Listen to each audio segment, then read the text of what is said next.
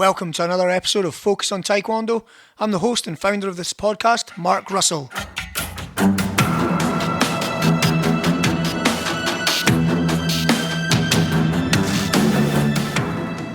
Have you ever wondered what it takes to get your black belt, win a tournament, perfect a poomsae, or defend yourself in the street? Well, here at Focus on Taekwondo, we intend to help you find those answers. We interview top professionals in their field, including masters, athletes and coaches, to give you an insight into what it takes for you to be the best you can be at this modern day, ancient global martial art and sport that is Taekwondo. Okay, so today we're interviewing Aaron Cook, the legend in Taekwondo. So hello Aaron, how are you? I'm very well, thank you. Thanks for inviting me, Master Spike. No problem.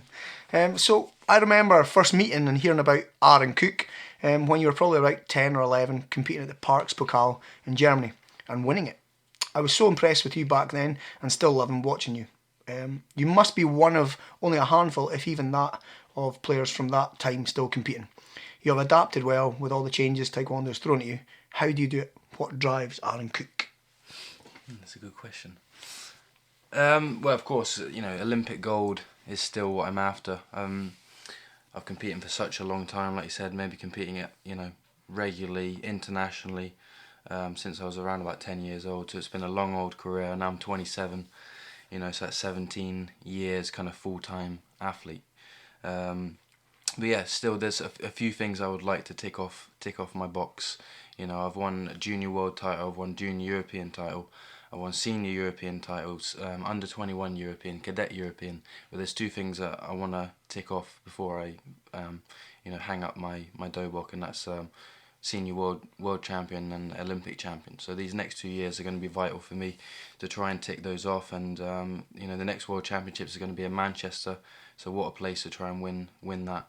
It'll be my seventh attempt at World Championships. So hopefully seventh time lucky. Yeah, definitely. I've got a couple of medals in the last two World Championships, so my performances have been getting slightly better. So to go two more steps and try and win the gold there, and then hopefully that will qualify me for Tokyo 2020, and then third time lucky hopefully at the Olympics and try and finish my career on that day as Olympic champion. Brilliant. Yeah, hang up my dobok. Yeah. So we're all behind you anyway, so that's great, eh? Okay, so anyone who knows you knows your journey has been an interesting one. Lots of hurdles along the way. It would make for great reading. What title would you give your book if and when you write one, and why? Yeah, we've already discussed this with my parents and my brother, and we've already had some ideas of a book name. I think we've decided we'd call it Below the Belt. Cool. And it would be a picture obviously of a dobok and a belt. And then obviously, if everyone knows my story, there's been many ups and downs in my career and things like that. So there's a lot of things to talk about in that book. But the ending is yet to be written. So let's hope for a magical fairy tale ending. It's a great title. I love it. I really like it. It's good. Yeah. Okay. So you have your own gym now, and I notice from time to time on social media you have training partners come over to work with you. Is this something you would like to do more, or how do you pick your partners? Yeah, definitely. I opened my Taekwondo gym in Manchester just last year. It's a great space, a full-size Olympic ring, so I've got plenty of space. Yeah, I was used to training in my back garden where I had probably a 4 by 5 meter space, and I couldn't really invite anybody to come and train with me. So I was training by myself since 2011, and I needed to get some bigger space and some more partners to improve my skills, and we've done that last year. And I had many people. I've had the Sari brothers from Turkey. All three of them came over. We've had sparring partners from Japan, all around the world. Safe Isa, very good athlete now from Egypt. Richard Orderman from Norway, and now at the moment I've got somebody from the US, former Moroccan national team member, trying to chase his dream and to qualify for the Olympics. And I have many offers and people asking to come and train and things like that. So there's definitely something that I would like to do, and it also helps me as well. So yeah, it's a win-win. Yeah, definitely. Yeah, definitely. Good. I'm sure you wouldn't have a lack of people wanting to train with you, to be fair. So no, that's great. Right? Sounds good. So How do you decide on which competitions to attend, or is it worked out by picking the highest points for ranking? It's become more tricky from year to year, from time to time. I'm getting older, my body's getting more, I don't know best way to describe it, more tired. Training's becoming more difficult. I'm picking up smaller injuries and little things like that. So, having to adapt my training and competition is always ongoing. Financially as well, there's been many different challenges throughout the years. Each time it's been different, but last couple of years I've been totally funded by Moldovan Federation, but since the Olympics I've been completely self-funded again from my parents. So. Okay. That's been determining which competitions I go to, and of course all the competitions now all around the world, and there's some very expensive places to get to, like China, Korea, and many different places. So last year we didn't compete too many times at the open competitions because it was just a bit too expensive. So we pinpointed the major competitions, the Grand Prix, the World Championships in Korea, and tried to score maximum amount of points, which I managed to kind of stay in the game and medal at a couple of those events. But leading up now to the Olympics, I'm gonna have to try and tick off more competitions, these open competitions, because everybody else is gonna be chasing those extra 40 points. So to qualify for Tokyo, I'm gonna have to try and make sure I'm at more events, which is gonna be more financially. More demanding. Yeah, definitely. Okay. Unlike most athletes at your level, you're very self-sufficient. So no psychologist, no dietitian, no physio, etc. Obviously, previously in Team GB, these services were available to you. Do you miss them?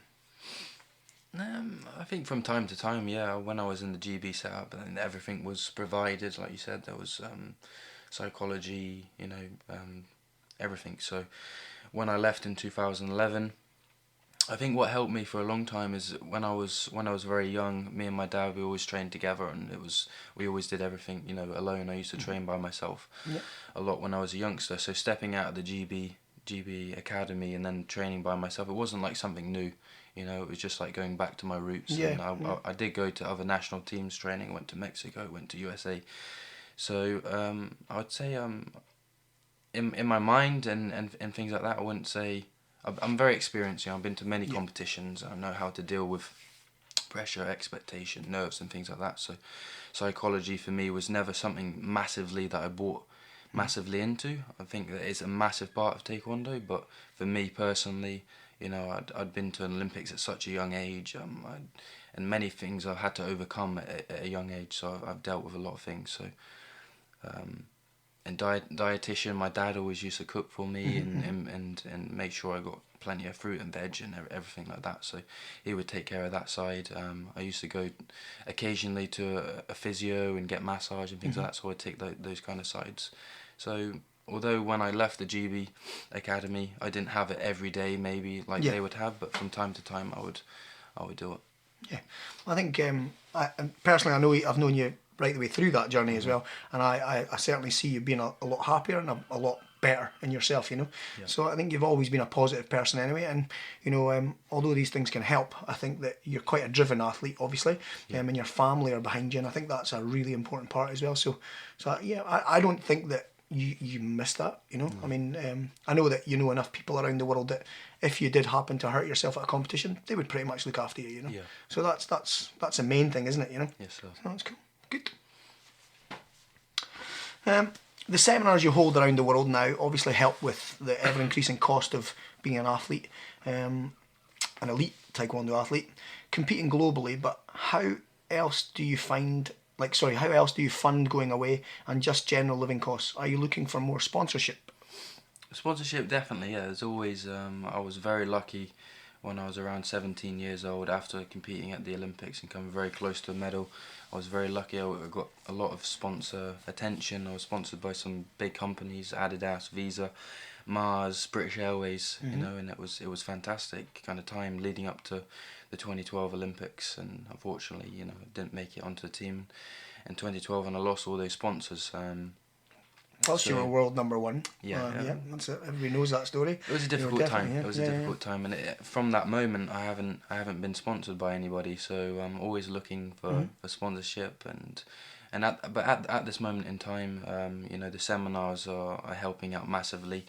I'm doing a lot of those, as many as I can, to help out my parents for funding all the competition costs, and not only just the competition costs. There's gym, there's training equipment and ongoing training and things like that. So it's not a cheap sport anymore. What it used to be, you used to just pick up a £100 dobok, a 20-30 pound hogu, and you could go to any competition. But now it's electronic equipment, electronic socks, competitions all around the world. And it's become a more expensive sport. Yeah. But seminars are definitely helping, and I love doing them, to be honest. And I love teaching and sharing my knowledge around the world, and I get a lot of enjoyment out of it. And definitely after I finish, I would love to set up my own school, potentially in the US. I've always said I would like to end up in the US somewhere, Florida or somewhere nice like that, nice and hot.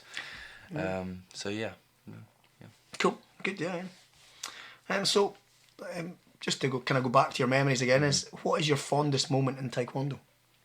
So my best victory, you mean? Or? Well, it can be anything, whatever your either your best victory or something that like you remember, happily. Yeah. I mean that kind of thing. What would you say is, when you look back at your Taekwondo life in a sense, Yeah. what is your proudest moment, but your happiest with? Yeah, I'd say the defining moment in my career, from where everything kind of changed, was when I fought Stephen Lopez for the first time. He was like my inspiration growing up.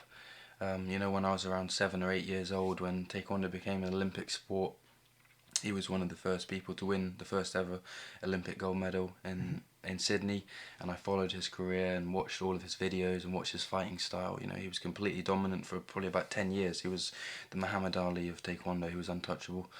And when I got an opportunity to fight him, I was 18 years old. I'd just been to the Olympics. I come very close to the Olympic medal. Just missed out on a world medal.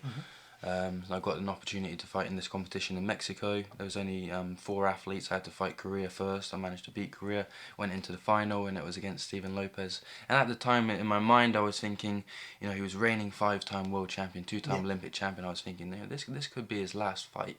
This could be my only chance to fight him. Do you know what I mean? And I just remember, I'm just going to give this everything I've got. I just remember from like the bell going, I just remember just going at him as hard as I could, and the first round was very, very close, very tight.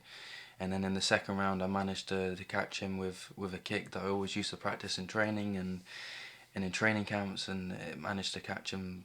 Sweet is probably the sweetest kick I've ever thrown in my life.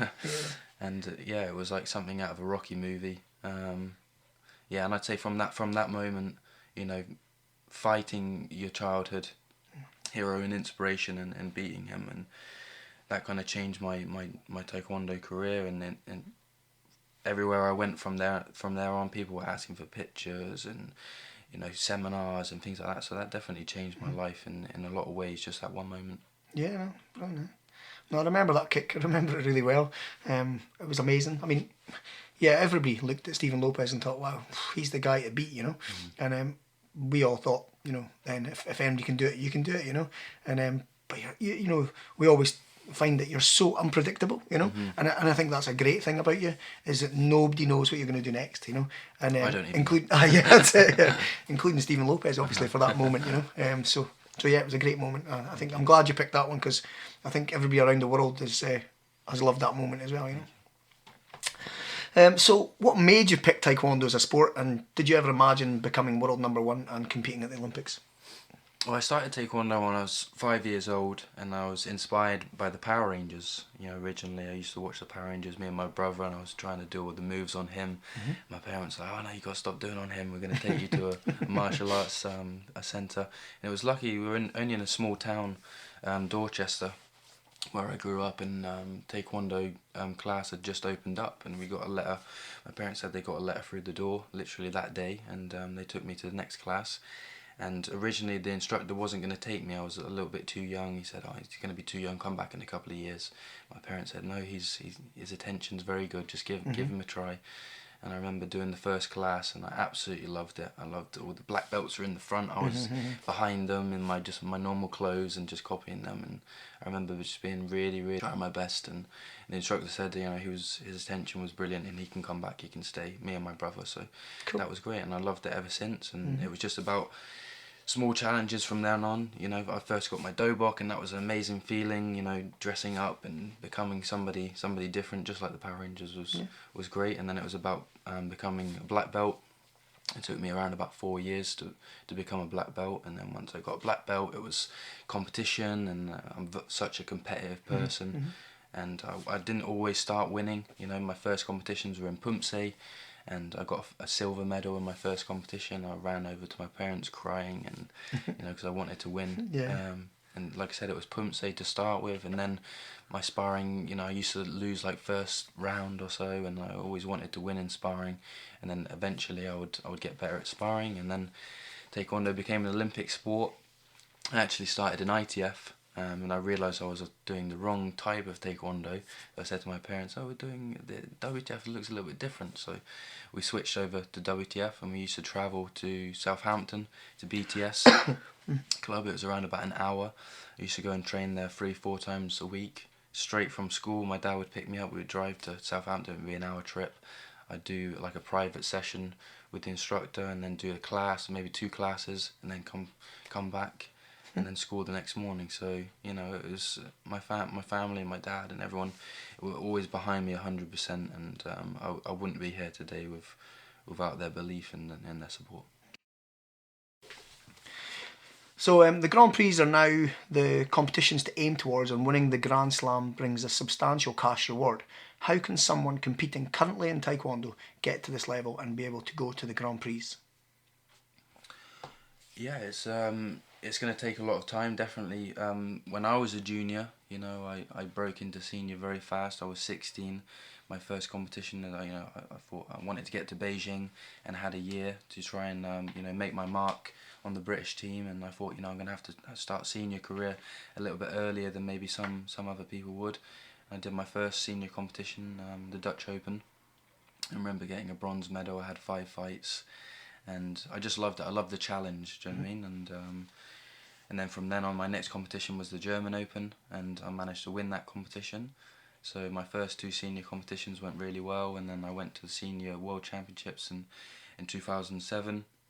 I fought Hadi. You know, he was reigning Olympic champion, and you know, it was a great opportunity for me, only being 16 years old, and I took him all the way to 3 rounds, and it was a very close match, and you know, he went on to get a bronze medal there, and it gave me a lot of confidence, you know. And I had a tough decision to make after that, whether to try and go down to minus 68, or to try and, you know, because I was fighting 72 kilos at the time, or to go up and fight minus 80. And as everyone knows that knows me very well, I love my food, and dieting is not a strong point of mine. So I sat down with my family and we discussed it, and you know, I thought, you know, I'm going to give it a shot at, you know, minus 80. And a lot of people probably thought I was crazy. I was giving away 8 kilos. I was never going to do it, and you know, it was a massive challenge. And you know, step by step, competition by competition, I grew with confidence, and you know, I managed to get myself into the qualification tournament in Turkey. It was, yeah, and I managed to qualify the spot, and then it was about holding on to the spot, and you know, I managed to get myself to Beijing, and I was giving away probably about 8 kilos. Yeah, so I was giving 8 kilos away at the Olympics, and came very close to a medal. You know, narrowly missed out in the semi-final by a point, and then for the bronze medal, lost to China. So going back to the actual original question, so back then it was a little different. There wasn't like ranking points for competitions, and you know, it was all about maybe if your federation picked you and you got an opportunity. But now, I'd say since London 2012, everything's kind of changed. The world ranking has definitely come more into play in qualifying for competitions and qualifying for the Olympics. So for the Grand Prix, you know, you have to be top 32 in the world, and to do that, you're going to have for a junior fighter, you're going to have an amazing kind of breakthrough season, breakthrough year, just to even break into the 32. And for some people, it takes a long time. And what I was just trying to mean was, you know, back when I was a junior, I could just fight senior for a couple of competitions, and then my federation would pick me to go to a major competition. But now it's slightly changed. So, you know, for the younger players to break through, I would say it's a lot harder at the moment, and for the higher ranked fighters, you know, to get those opportunities to go to all those competitions, you know, those high ranked competitions automatically is a big advantage.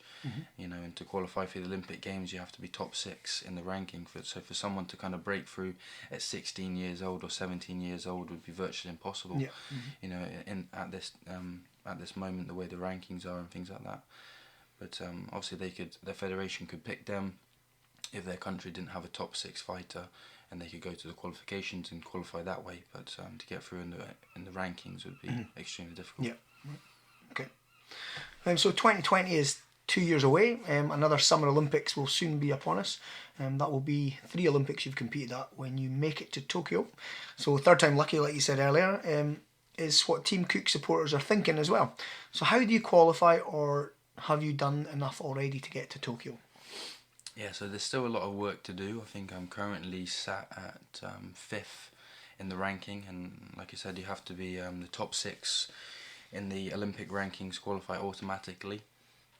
So it's just about going to all these big competitions and now adding in these open competitions to get as many points as I can and finish, you know, in the top 6 at the end of 2019, beginning of 2020. That's when the cut-off is. So that's my target. That's my goal, to to be top 6. If I'm not top 6, hopefully I might get an opportunity to go through the European qualification. You know, but it's going to be extremely a pressurized competition. It's only the top 2 that go through, so you have to make it to the final, so it's extremely difficult. I've competed in a competition that, you know, when I was a lot younger, going to Beijing, and I know how stressful it is. Yeah. Everybody there is under a lot of pressure. You know, it's one shot, one day to qualify for the Olympics. It's very difficult. So I would love to tick that off, you know, before you know, the end of 2019. That's why I'm going to all these competitions. That's why every competition is important, you know, to try and it's not about peaking at one competition anymore. It's about, you know, consistency, trying to, you know, keep your standard all the way through the year. There's so many competitions, and each competition's precious. Each point, you know, could make a difference at the end. There was a couple of athletes that missed out by 0.1 of a point, which is, you know, like a weigh-in or, you know, a medal, or, you know, this. So each fight's very important. Each round, to try and get as far as you can in each competition. So so that's my target, to try and qualify, obviously, for the Olympics, win the World Championships next year, qualify for the Olympics, win the Olympic gold medal, and then start school. Yeah, okay, cool. So, on a personal note, your girlfriend is Queen Bee, Bianca Walden, 2 times world champion. I'm thinking, if you have a discussion about something and you know Bianca's wrong, do you let her win, or do you chance your luck and set her straight and risk getting knocked out? That's a difficult one. She's sat just there. That's it. So No. just to say, Bianca's actually sitting across the room as well. So I've got to pick my words carefully here. So, no, I would say we're very open with each other.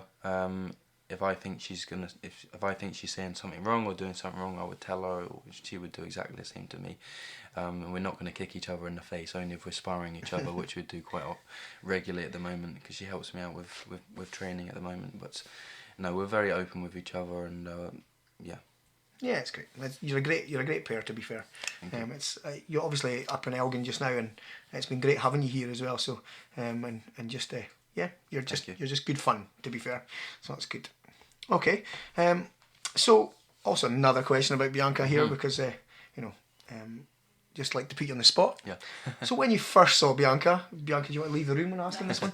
When you first saw Bianca, was it love at first sight, or was it oofed? I wouldn't mind a kick in the head from her. I remember one of the first times I saw Bianca was in a training camp in Spain. She was a red belt at the time, and she was holding some pads, and she didn't hold the pads properly. I remember kicking the fresh air and getting really frustrated. I was like, who is this person? She can't even hold the pads straight. So straight away we had like a connection, and she was always like the most friendliest person, you know, in the gym. Always somebody that I could talk to and things like that. So it wasn't necessarily like love at first sight, but we were really, really close, really, really friendly, and friendship turned into love, and yeah, it's just grew and grew ever since, and yeah, we're just madly in love with her. Brilliant, eh? I'm starting to well up here, you know. Okay. But Yeah, that's it. Yeah, you're off the hook. That's it. So, one last question, and it's one that I ask everybody that I interview. What is it that makes Taekwondo different to other martial arts, and how would you describe what it takes to be a black belt? I'd say the beauty of Taekwondo is there's so many different areas of it. Like I said, when I started, I just loved all the kicks and the punches, and it was the pumse for me, and the self defense, and then becoming a black belt. I mean, there's so many different areas of it. You know, it teaches kids respect and discipline and perseverance. All the tenets of Taekwondo are so meaningful to life, just a way of life, and how you would like to live the rest of your life. So I was so lucky to start Taekwondo at such a young age, and I've took all those tenets with me for the way I live my life. So I'm very lucky, and that I chose Taekwondo, and I'm so thankful that it's led me into an elite career of Taekwondo. But it might not be that for everybody if it's just to get your black belt and to learn self discipline, self control. Or to get your kids off the street and to give them discipline and things like that. So I think it's just a martial art that offers something to everybody, whether you do want to be Olympic champion, whether you just want to be a black belt, or whether you want to learn some kicks or some self-defense. It offers something to everybody, and yeah, I love this sport. Yeah, great. Yeah. So, on the last part is, how would you describe what it takes to be a black belt? What it takes to be a black belt, I'd say it takes a lot of discipline. Perseverance as well. There's many times that maybe you take a long time to learn your pumse, or things aren't going necessarily right, or it took me, like I said, it took me 4 years to become a black belt, and I'd like to say I was a true black belt. I knew all my pumses, I knew all the words, and I learned everything down to a T, and I was very proud to become a black belt, and that's yeah, I don't know what else to say really. Yeah, so just determination and Yeah. just perseverance and that. Yeah. Okay, so obviously you're quite big on social media now. I mean, there's loads of stuff about you out there, which is great, because I mean it certainly helps the new inspiring, to inspire the new kids and stuff like that, and also the coaches as well. I mean, I find a lot of the stuff you put out there really informative for me, so I like to watch it and see what you're up to and see what you're doing. Thank you. And because obviously I'm getting old, so it's good to see what the young generation's doing. So I really like it. So, yeah. So how can people get in touch with you, or your gym, or that kind of thing? Yeah, I mean, I'm on Facebook. I have a Facebook page. It's got over 114,000 likes. My brother started for me back in 2007, so he's done an amazing job with that.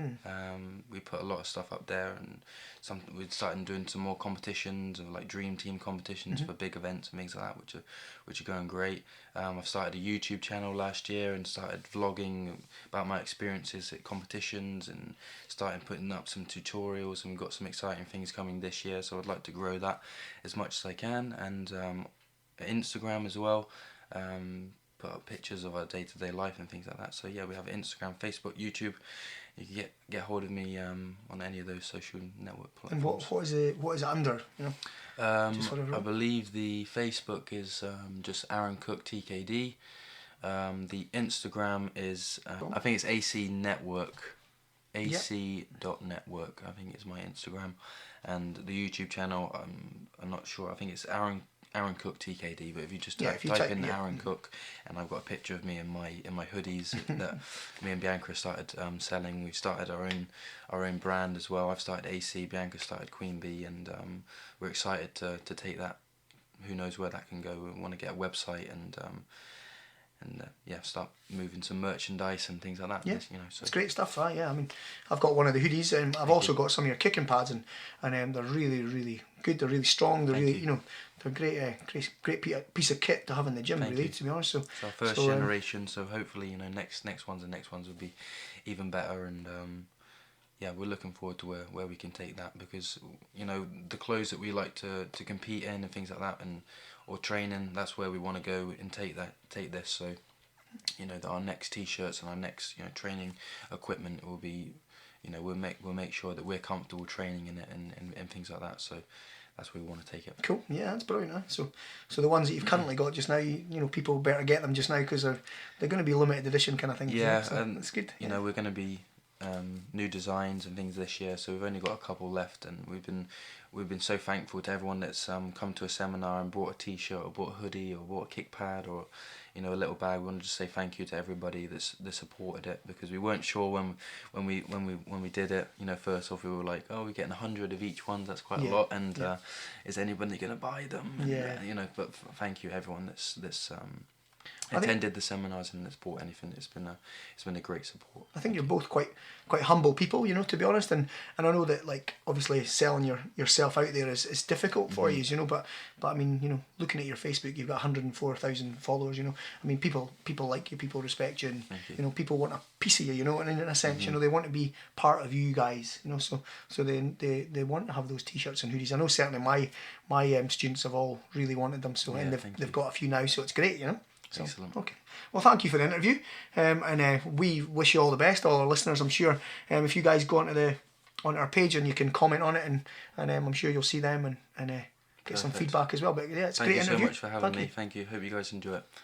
So if you'd like to hear more interviews about Taekwondo, don't forget to subscribe, like, and leave a comment on iTunes. Also, you can check out our website on www.focusontaekwondo.com for all the links and more information on the podcast.